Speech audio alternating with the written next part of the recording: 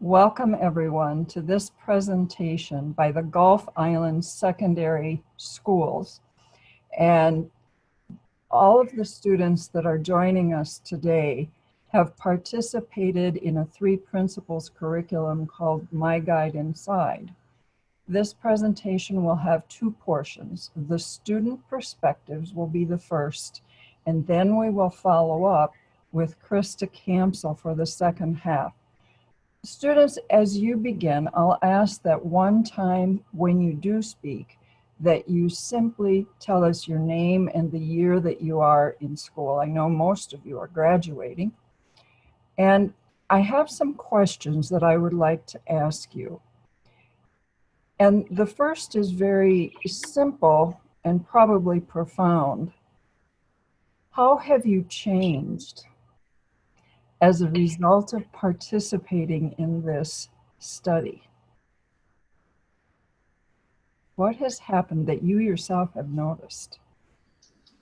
So I'm Lily Potter Beach, and I'm in grade 12. And since we started the study, I've noticed I've been more aware of my thoughts, and if they were indeed like needed thoughts. Like if I was thinking a negative thought, I'd just think like, oh, I don't need that. This is just causing negative emotions. So you clearly see a shift. Anyone else?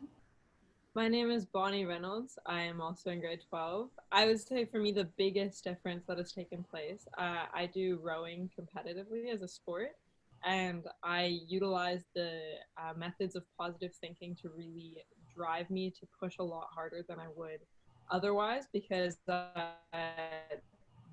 use of thought within sport is really the difference between how hard you are actually physically able to push, and it's made a huge difference within my rowing capability and successes. Ask a question very simply. When you're talking about positive thinking, are you in alignment with the previous student who was talking about when you recognize that your feeling or emotion is off, you are able to just let that go? Are you asking me? I am. I would definitely say yes. The shift that takes place is so immediate. If you're not actually aware of your thoughts and you're not aware of the consequences of negative thinking, then you can so easily slip into having negative thoughts that completely affect how you are acting, all your relationships, and specifically within rowing, being able to address that, you're so easily able to let those thoughts go and instead replace them with positive thoughts and things that will really motivate you. Very quickly, you said that happens. It's almost instantaneous for you. So you've begun to live from that perspective, it sounds to me. Another one of you, what changed for you? I'm Jessica Pierce. I'm also a grade 12 student. Same with Bonnie, I'm on the rowing team. And the first regatta we did this year, it was when we started doing this program. And I remember being absolutely terrified. I was so nervous. But then as we continue with this program, even though the regattas got tougher and higher up, I was able to stay calm, which made the regattas themselves a lot more enjoyable. I've also noticed that I'm just able to stay calm and think things through more clearly before just immediately getting stressed out or angry or frustrated, which has been very helpful in high school. Yeah, especially if you're graduating, I would say. Another. My name is Grace, and I'm in grade 12. It's helped me with so many things. The biggest one would be I'm usually the one that my friends come to talk about their problems and helping them with advice and stuff. And it's helped me a lot to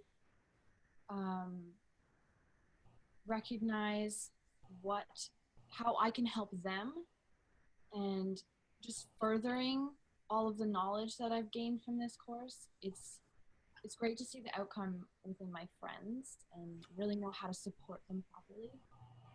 Fabulous.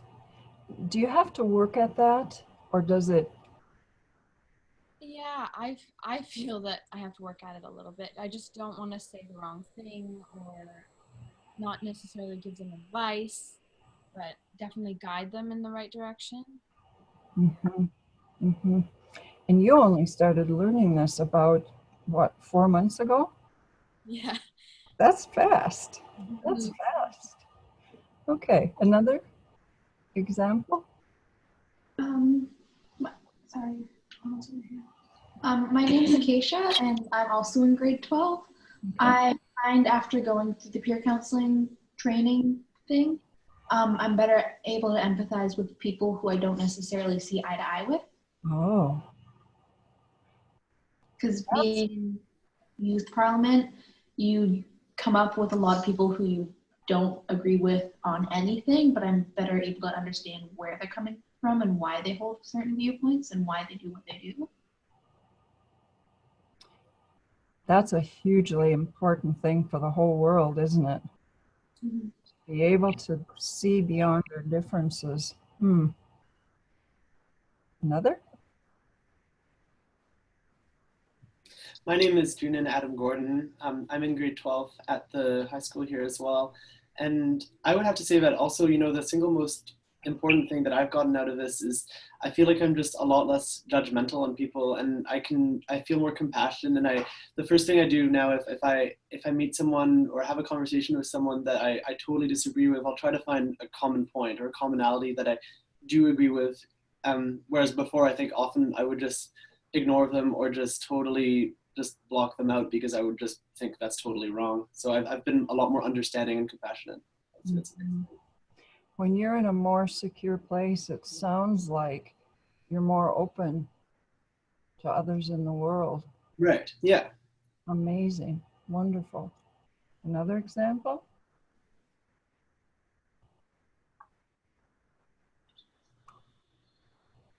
My name's Seth. Oh, sorry. You wanna- Oh, My name's Seth. I'm also in grade 12. And one thing I noticed that I thought was kind of interesting was that even though a lot of the three principles is about learning how to focus on your thoughts and like choosing the thoughts you want to focus on, I sort of felt like I'm no longer as afraid to think about stressful things because I can approach it in a more um, unbiased way, I guess, rather than actively trying to not think about things and push things back. That's hugely important. You're talking about being willing or not afraid to experience whatever thinking is coming to you. Yeah. And not having to work at it. You have some trust that it goes in a direction that you will know what to do with. Exactly. It's a lot about trust. Yeah. Wonderful. Okay, hi, my name is Maya Nifel-Boucher. I'm in grade 10, and I've been doing the peer counseling training with everyone else. I think the biggest thing that the training has helped me with is like positive thinking, because I think after learning about it, I had noticed that I was kind of a negative person, at least with like the thoughts that I chose to listen to and like carry on.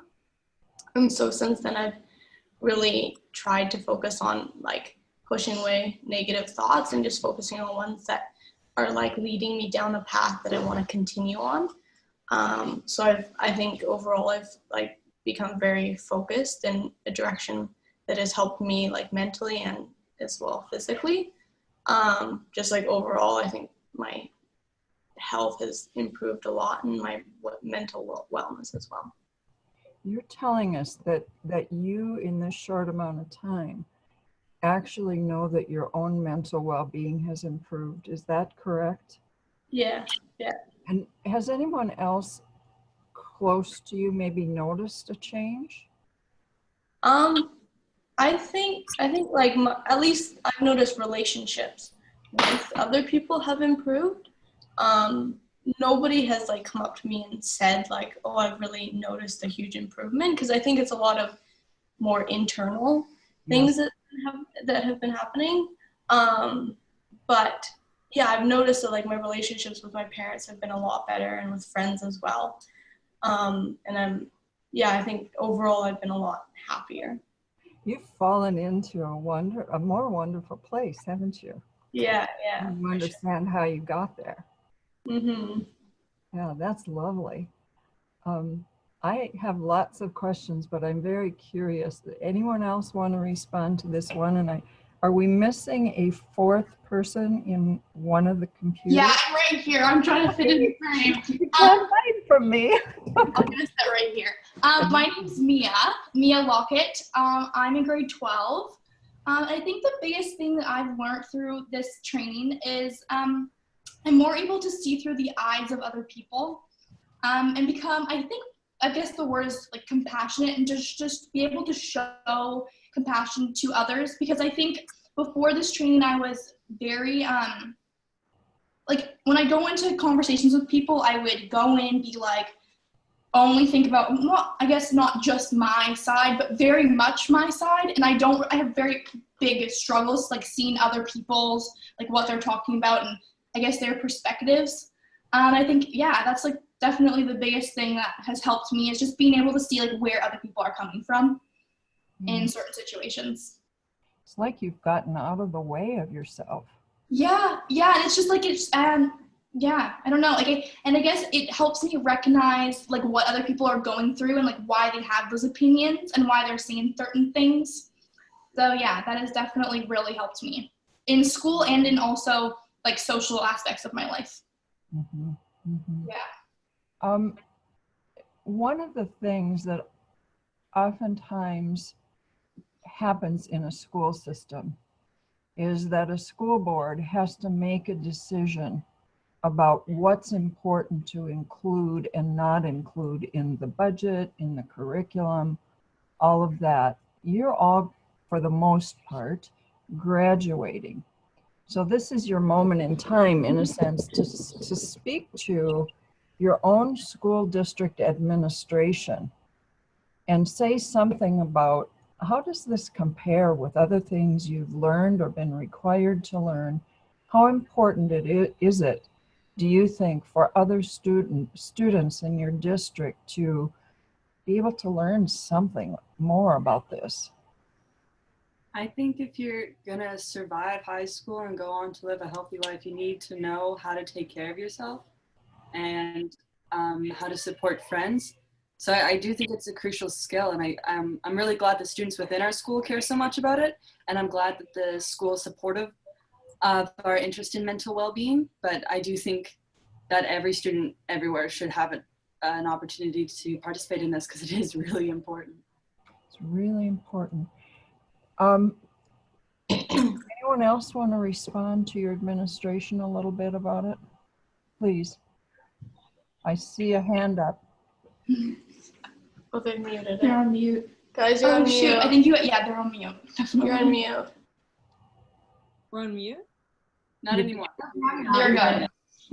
Hi, I can start again. Hi, my name is Lena Lozier. I'm in grade 12, and responding to that question, I think that mental wellness needs to be a more integral part of all school districts' policies, because if students are in a place where they themselves do not feel as if they are capable to learn and they don't have the emotional capacity to learn, the school is not going to be successful. And I think that's often a big part that is missing in our current society and how we have structured our education system, is we miss the most important piece of education, which is teaching one person about themselves, about their thought, and how to be in control of their emotions, and how they have the ability to change. And this is what this guide enables youth to do. And I think if this was taught, I think we would be much more successful students and also happier and more fulfilled in our education, because we have the capacity to change, and that's critical. I would have loved to learn this in grade 9. Grade 9 is tough. Yeah. Oh my, that's just an eloquent statement, really, from all of you so far. I know that you've had some efforts to go into younger classes and make presentations once you got near to the end of the curriculum, my guide inside. what stood out for you about talking to younger students? We talked to a grade 9 class. It was me and 2 others. One of them was Lily, who's there. For me, honestly, that was an absolutely incredible experience. Probably one of the highlights of me doing the peer counseling. This is the first time I'd actually practiced speaking about this to other students, specifically ones that had never heard of it before. And I was really practicing allowing my intuition to tell me what I should say and what would most reach these students. And that was the first time I'd really ever done that in conversation, where I wasn't premeditating, oh, I should say this and this and this. I was really just allowing it to come and flow through and being so present within the conversation, which are all skills that we learn within peer counseling, where you're not inside your own head thinking of your own answer, but you are using your inner wisdom essentially to respond to what other people are saying and to intake what they have to share to the conversation. And it was so amazing actually to witness the transformation within the students that we were talking to, because even as we were having the discussion and opening ourselves to them, they were opening up to us, and like they were so willing, so much more willing even than we would think they would be, to discuss personal issues and to discuss basically the 3 principles and to learn about how it can affect their own lives. And even I've seen like a difference within the students that we talked to. One of them specifically, who's talked to me a number of times since then about what we had to say during that classroom discussion. And I think just that proves how important it is to really reach out to the younger grades, especially. Wow. You're talking about connection, a felt connection between you and those that you were speaking from and speaking with, and coming directly from your wisdom, weren't you? Fabulous, fabulous. There's another question that I would like to ask you, and it really has to do with, what do you think this means for your future life? You're moving, most of you, into your postgraduate plans. What do you think is going to help you the most? I think the lessons that we learned about dealing with stressful thoughts is going to be extremely helpful in the future, because we've had kind of a routine so far of going to school, going home, weekends work, but this is going to be something totally different no matter what we do. So I think it will cause a lot of stress, and the knowledge that we have to deal with stressful thoughts will be very useful in being successful in the future. Mm-hmm. You're quite right. The structure is going to be gone. You'll be on your own in a way. Another question that I have, if you haven't spoken up before, this might be one to respond to. Now that you've come through the curriculum, what does it mean when we talk about there being a guide inside? What does that mean to you?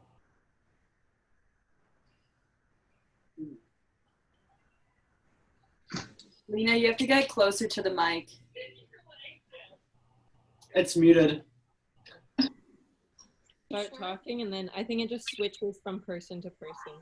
Okay, is this better? Can you hear me now?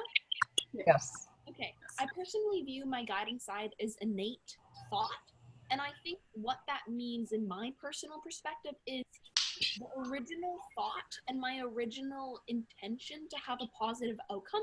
And I always have found that my original thought is quite positive and has a message of furthering myself, and I think negative thoughts intercept it and try to take it off course. And I think my guide inside helps me keep that original innate positive thought on a trajectory to get to where I want to go. And I think through this course, I've learned strategies and ways to make sure that I am doing what I can to remain in a better mind state, even when negative external factors affect me. So like that. Yeah. Yeah. And that can be applied to school, writing tests and exams, or just even social interactions and relationships. So it's quite applicable. If you were going to be talking to a young child and encouraging that child to encounter or discover what we're calling the guide inside in this curriculum, what words would you use to explain that to a child, a young child?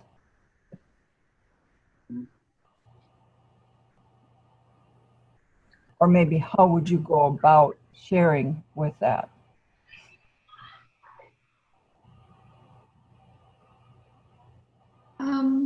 Maybe I would try to get them to imagine if they were helping someone else.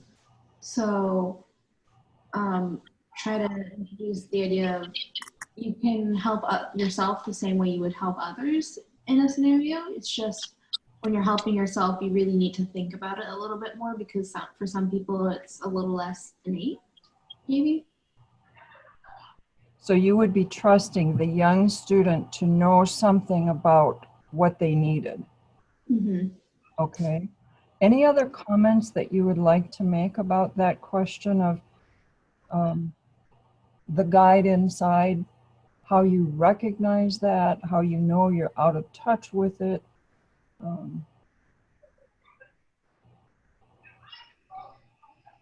What's the biggest sign for you that you are on track, that you're in that good, healthy place?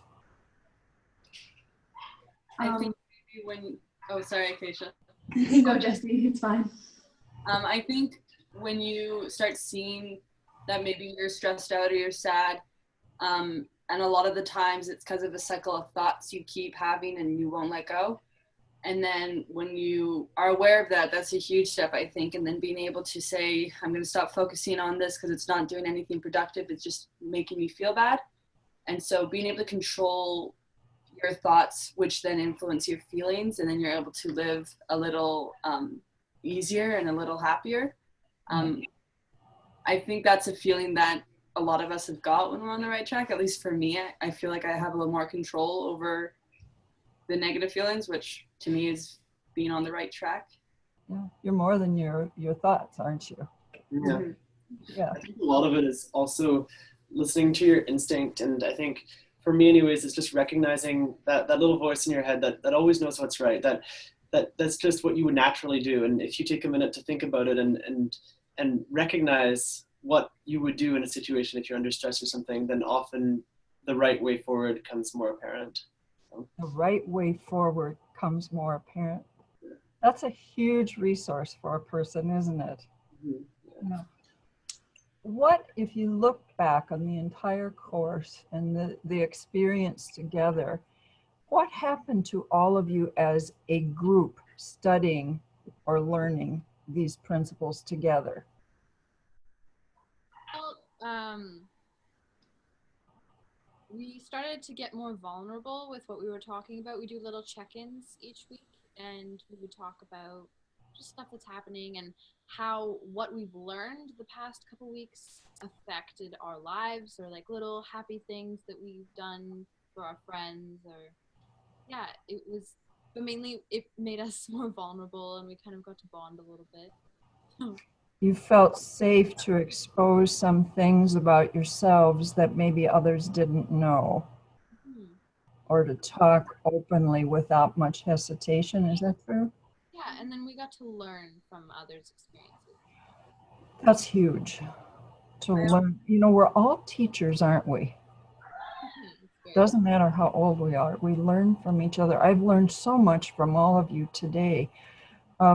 If you had one parting word and someone from your Ministry of Education was listening in, and we know that they care about the kinds of topics you've been talking about, what would be the one-liner you would give to them about why they should consider a class like yours? I think this, as mentioned before, I think this is very important, and it isn't just a positive thing for the individual, but for the entire community. And I think everybody, from the youngest person to the oldest person, could benefit hugely from this.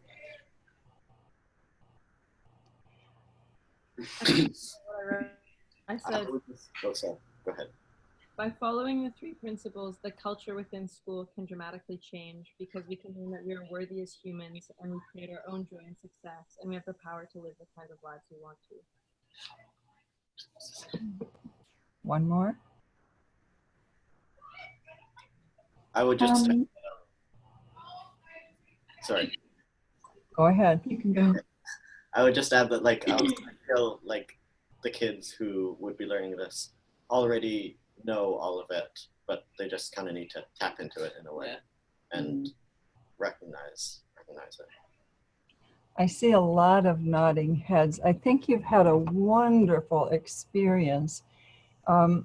Many of the things that you have said are true that adults in time have come to discover as they too have learned and discovered the principles. But it's incredibly inspiring to hear all of you speak the way you have today. I'm just grateful. Thank you. You are wise sages and you've helped us all. We are going to mute and move on to Krista to explore her reflections about the class. But thank you to all of you. I know you need to pass to the next class. So thank you for squeezing us in. It's been delightful. Bye, everybody. Thank you. Thank you. Bye.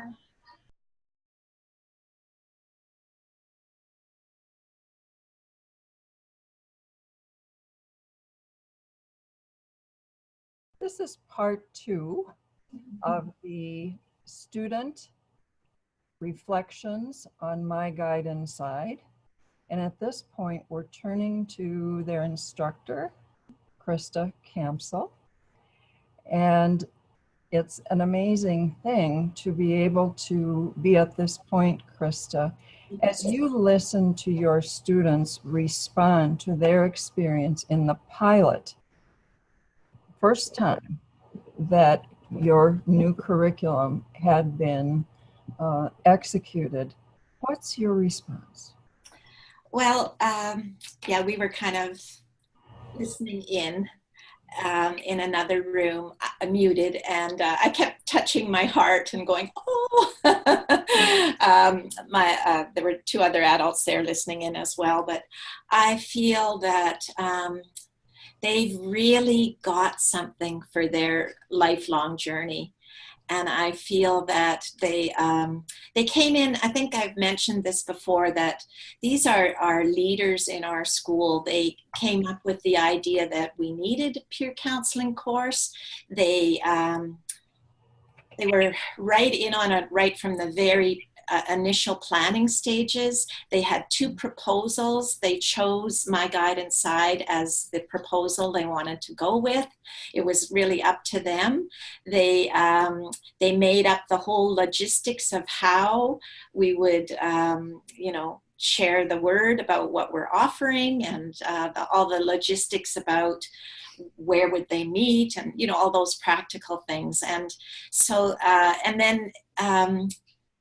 so just, they're so involved, they show such leadership, and I'm just thrilled with, I was looking back at my own journal, and at the very beginning, I mean, we don't waste any time. In chapters 1 and 2, the principles are laid out and are explained, with some quotes from Sid and some things we've heard, and also little activities that really get them to connect. Think of a time in their own life when they experienced such a thing, and then starting to see the logic of the thought, creating the feeling, creating the reality. And it was very exciting at the beginning. And like I say, we didn't waste time in writing this curriculum. Right in the beginning, you get the goods. And that was a very exciting time when I look back at my reflections, and when they discovered that thought creates feeling, and the idea that we have 60,000 thoughts, obviously we're choosing where to put our attention. That really resonated with them. And then they just started living it. Yes. Once you see it, you live it. one of the things that was amazing to me was, as the young woman said, when she went to share the principles with the ninth graders, that she was actually aiming to be teaching or sharing from a place of insight in the moment. Yeah. It's a very powerful thing for any presenter or sharer or teacher, Absolutely. regardless of age or audience. And to get it when one is a senior in high school is dumbfounding to me. I think that's absolutely hugely significant. I agree. And then also for her to witness how effective that was, and had to keep having conversations that went deeper. And how she noticed how the other student that she was instructing was going deeper and Yes. drawing her in, and they were doing it together. Yes. That's really powerful. The teacher really gave us lots of feedback, but about that, she was like amazed at how that young woman was able to draw out the other student, you know, the younger student. It was quite something to see, apparently. When you started the pilot and you were working with the curriculum that has been written, there was not a plan in that necessarily to have students go to younger classes and make presentations, but it evolved in the process. I think that's such a great example of the importance of having, I'm going to say, a deep enough understanding of the principles that one can be in the moment with the teaching, and then taking a huge leap of faith and saying, okay, you're ready. You know, here's a ninth grade class. You can go here or to some other grades. The students knew they wanted to do it. You knew they wanted to do it. And on day one, if you'd said to do it, might not have happened. Right. It was a lovely insight when we were finished the curriculum, and my co-facilitator is an part of the school district called Connecting Generations. So Yeah. people call her, they want this type of speaker or that type of speaker.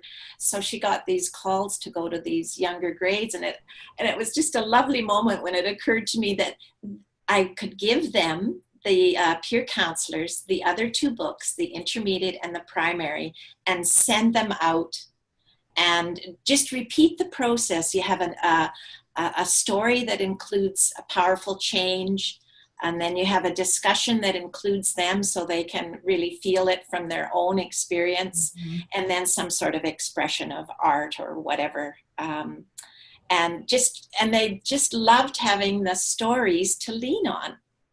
Yeah. And who doesn't? And the what I keep hearing is that the stories stay with, well, we're humans, we know that story stays with you, and then you have a context and you can capture the truth within the story, and it stays with you. So I was delighted to present them with certificates of you're a My Guide and Side facilitator, and several of them have jobs working with youth and some with special needs youth. In the summer. In the summer, and so they'll be ready. Yeah, amazing. There were just so many dumbfounding things that I heard the students saying. One was the comment about the change in the, I'll call it the classroom climate, because that's what education normally talks about. And the student who said, we became more vulnerable, and what she meant is we allowed ourselves to reveal our vulnerability and share meaningful information or needs with others.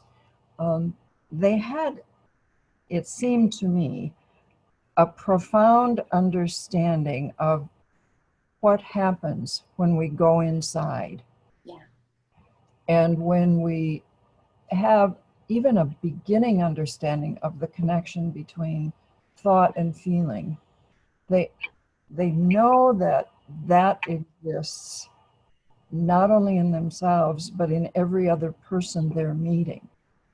And that allowed them to in many instances, talk about being able to experience appreciation or non-judgmental listening to someone that before they might have written off.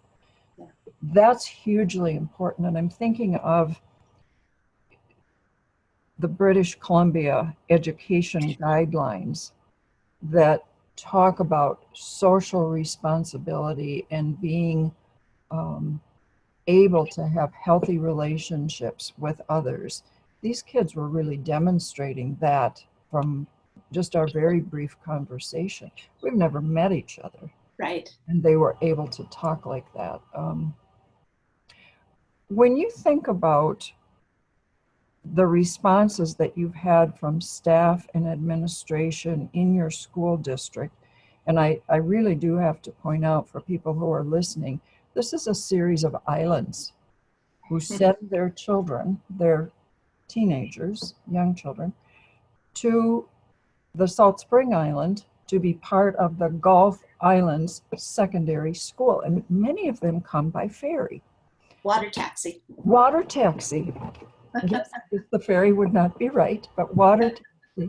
And to me, that just boggles my mind, the logistics that these Yes. face every day to arrive in the classroom in a quiet, clear state of mind. Truly is amazing. What has the staff and administration said to you or demonstrated to you as a response to what they've been hearing about this pilot that started in December and ended in March, and students keep wanting to meet with you, so they do?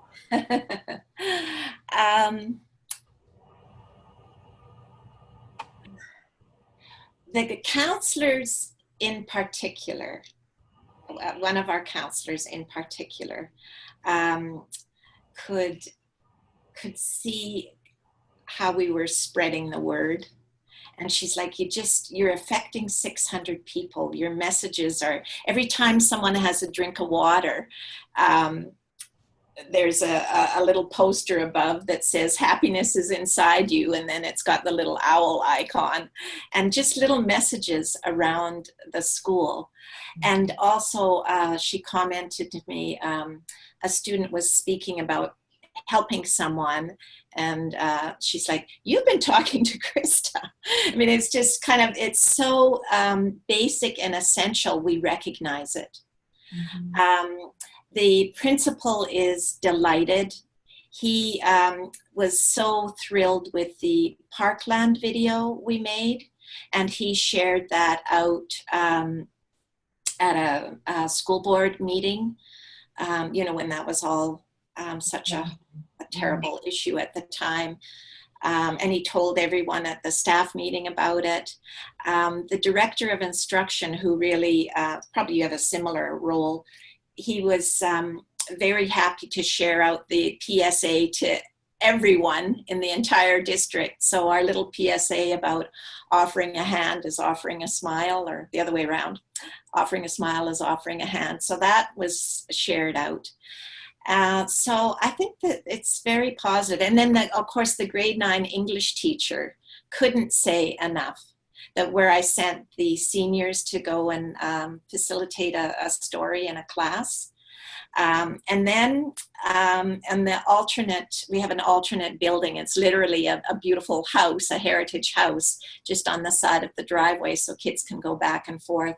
She was so delighted with all of it. And she knows me. She knows she grew up with my kids and just loves that feeling and has just a natural feel. Mm-hmm. So out of this came, well, let's do something over there. So the second pilot started right on the heels of this one.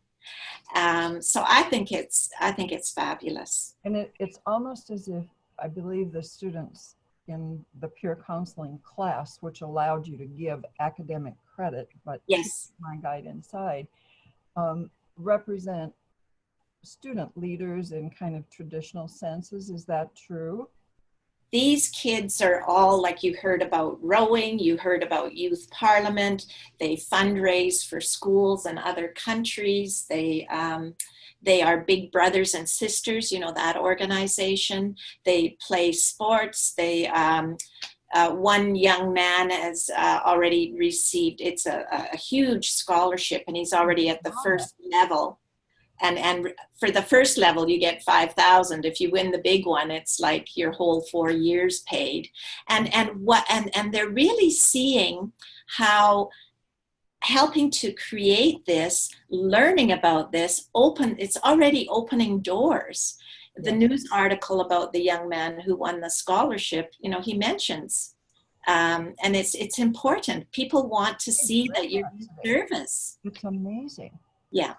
So they're incredible leaders. Absolutely. Absolutely. But you did not go out recruiting leaders. You found No. academic structure for a graded class. Yes. Had permission to offer it, and then individual students signed up. Is that basically right?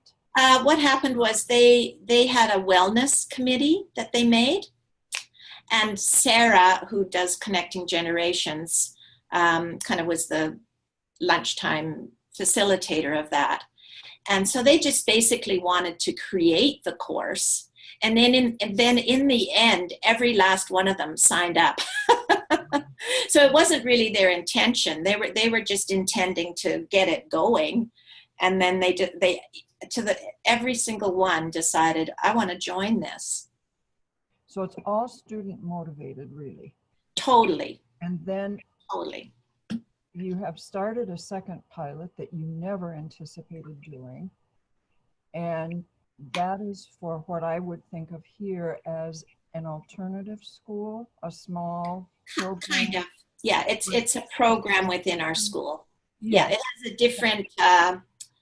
different attendance policy, and it offers that flexibility. It meets special needs of some of the students who might not be served in their mind, but they choose in part to be there or need. So for that setting, the My Guidance side will become the lion's share of an English program. Excellent. She's going to add a grammar unit and then choose an essay topic from the curriculum. And there you have, a high school English course, not a senior one, but in grade 9 or 10 or 11. They'll be doing this and getting their required English credits. Yes, yes. So again, you found an academic way to offer the course, which is amazing. I want to ask you a question because the development of the curriculum took a fair amount of time, as we know. And I think I would say the actual official writing of it probably started 2.5 years ago and is just now kind of being wrapped up with ebook and all kinds of things.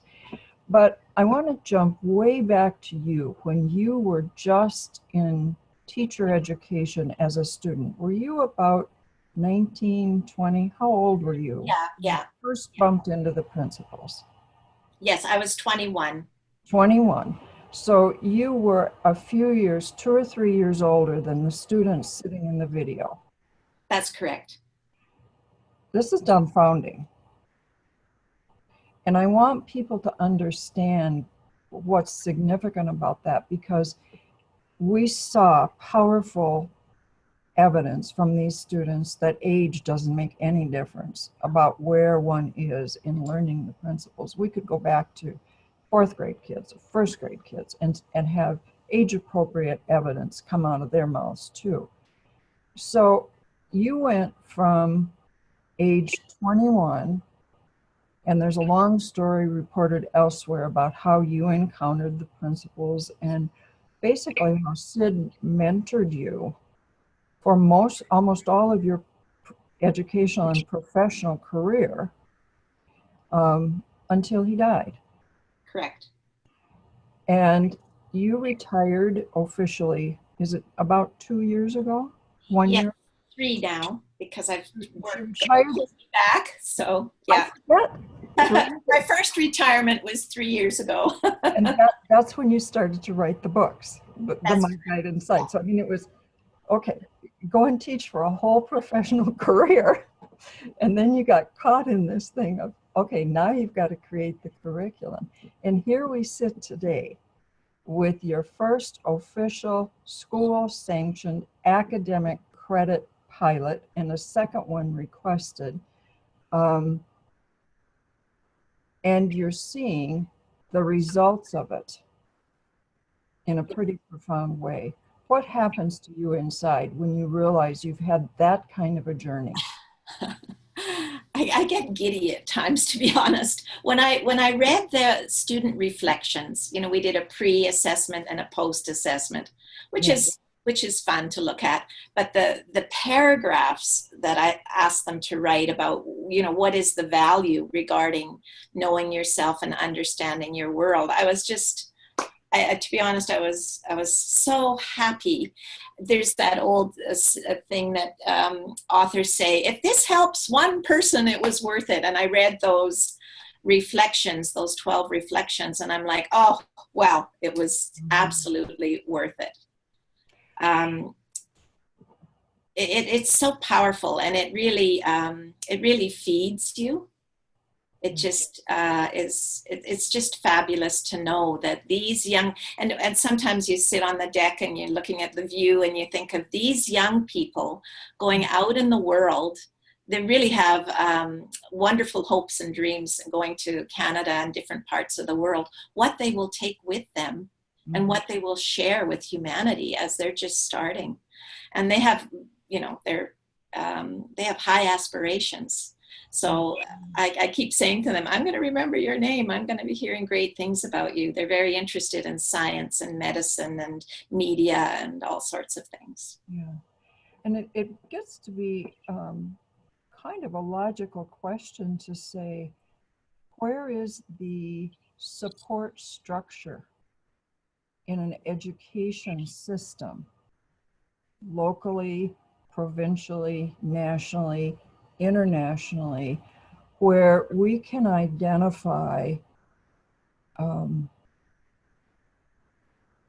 in this educational world, we would say interventions, but we're talking about educational experiences that are life-changing for students in a way that brings what British Columbia education is calling for, a personal well-being awareness. Yes. That's a new goal that your country, your province is looking at. And hopefully that will get connected with My Guide Inside. And then there's the part, the second objective in those guidelines is to enhance communication, thinking, personal and social responsibility. We took those 5 things Yes. that the ministry is identifying as what the future should include among other educational goals. These young people, in a sense, provided us with what we would call focus group evidence. Yes. They had no preparation for the questions I would ask. No. They came in the moment on a busy schedule. And I'm sorry to interrupt, but I saw a few of them in the halls in the morning, like, oh, we're so excited. Just full of the joy of life. Yeah. Well, all of that has been inspiring. It's wonderful to realize that this particular curriculum, which is pre-K 12, a learner guide, a learner book, and a teacher manual for each of the 3 big blocks. The book 1 is the elementary, middle school is book 2, and secondary, that's available. But it's really inspiring to know that in other places in the world, we're starting to see other materials that are being developed, and no matter how it's done and who's doing it, how important it is that these really basic lessons that you've teased out and that others recognize really do be included in, I want to say, global educational policy. Yes. That really is a tough nut to crack, to get it inside of policy. And I was excited one day when you said to me, one of your administrators or colleagues had come to you and scratching the head and saying, well, what's the 5-year plan? Right. And that's the kind of thinking that has to come eventually. And you didn't ever set out for that to happen. Would you tell how it is that you even came to be involved in the school system this year, because you're retired? I was retired, and I'm in the learning services department, we call it here, which includes special education. But we care about all children. You don't need to have a code for us to care about you. And one person didn't come back. It was like Labor Day, and they said, I'm taking a leave. And I heard about it just through the grapevine, and I'm like, oh, I'm thinking to myself, I should go and volunteer, because I know you can't just step into that role, without any preparation or knowing the students and so on. And then I got a phone call. I had tea with some colleagues on a Sunday, and they're like, oh, you don't want to know, it's tough, someone didn't come back. And I said, oh, I know. And I said, I was going to come and volunteer. And then the next day I get the phone call, would I come back and help out? And there had been a tragedy in the community, and on the day they called, a young man lost his life through an accident. And so the whole school community was really shaken and in shock. And it was, so the principal called. He didn't think I'd come back, but obviously it was on my mind. It's almost like I drew it to me. And so I started the next day, and it was such a powerful experience to be there and help the whole community. And I've never felt hope be so tangible. It was really what was needed because of the tragedy. Mm-hmm. And then, I'll help you on call. And then, it's going to be a posting. And then, maybe I could help you part-time. And then I went to a meeting and realized that they really needed someone full-time, and they really needed someone to be the leader of the department and oversee. And so I went home and talked with my husband, and we figured out a way how I would do all of this. And sometimes it's interesting to me. I didn't even have a teaching certificate. I had to recertify. But sometimes if you really want to be in service, sometimes it's not so much about the personal. It's about what is needed, and if I can do it. And it's so powerful. I'm so glad I did it.